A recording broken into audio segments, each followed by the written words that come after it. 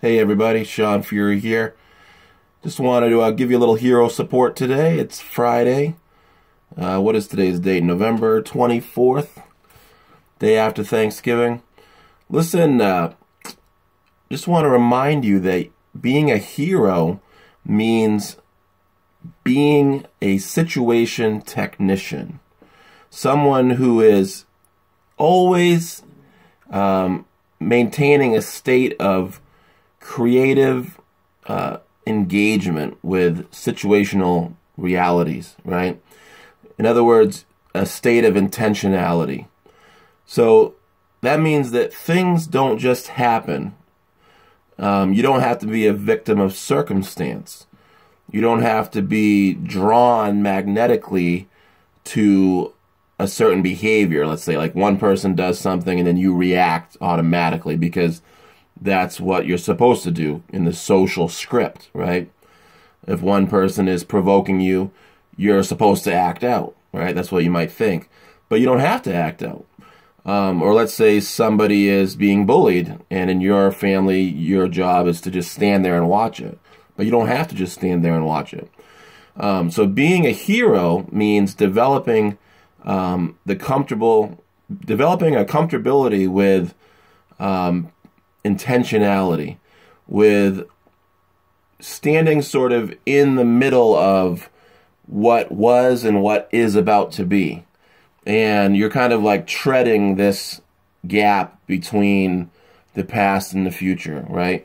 And so while you're fully present in the moment, you're also keeping one eye on what you want to have happen and sort of an eye on what has already happened, right? Because maybe if someone is getting hurt, you know that if you do nothing, they're going to keep getting hurt.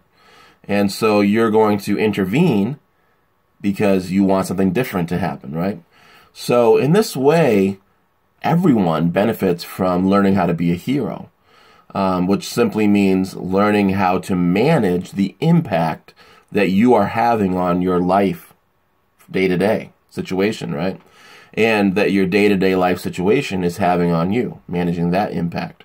So you have to be operating with a state of conscientiousness, I don't know if I can say that, a state of mindfulness, right? Where you're being present with your feelings and with your awareness and with your environment, with your situation, right? So your mind has to be connected to your body and to your environment, to your experience. And in this way, you're functioning as an agent of change, right?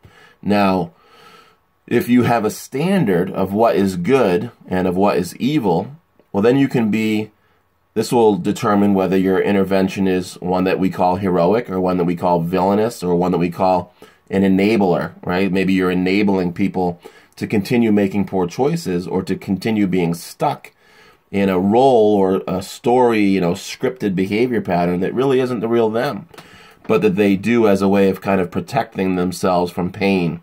That's what they think they're doing, but really it's actually causing them to have more problems in life and more pain.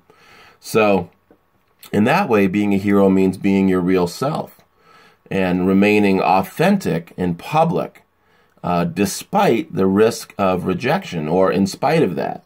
In other words, you stay authentic publicly, and if somebody doesn't like it, you're going to feel a sense of emotional response, like, oh, what happened? They don't like me. I feel anxious. Something's weird going on. Be aware of it, and then you can address it. And you're going to do that in a way that is humane or team-oriented, right? So that it's good for the human in them and for the human in you. So in other words, you're not going to enable them to stay stuck if they're behaving in a way that is against the group or against themselves or against others. It's destructive in some way, socially or emotionally. But you're also not going to act out and retaliate against them or be vindictive, because then we would say that your impact is similar to that of a Voldemort or a Terminator or a Joker, a villainous character. And if you did that habitually, we might say that you were developing that as a habit or a role in the story of your life. And of course, each of these roles is not the real you, right? So I just want to encourage you to try to remain in a state of awareness and intentionality and humanity, meaning you stay connected to yourself and connected to others. And you do that by showing up authentically and by sharing what you think and feel with the other person and inviting them to do the same with you.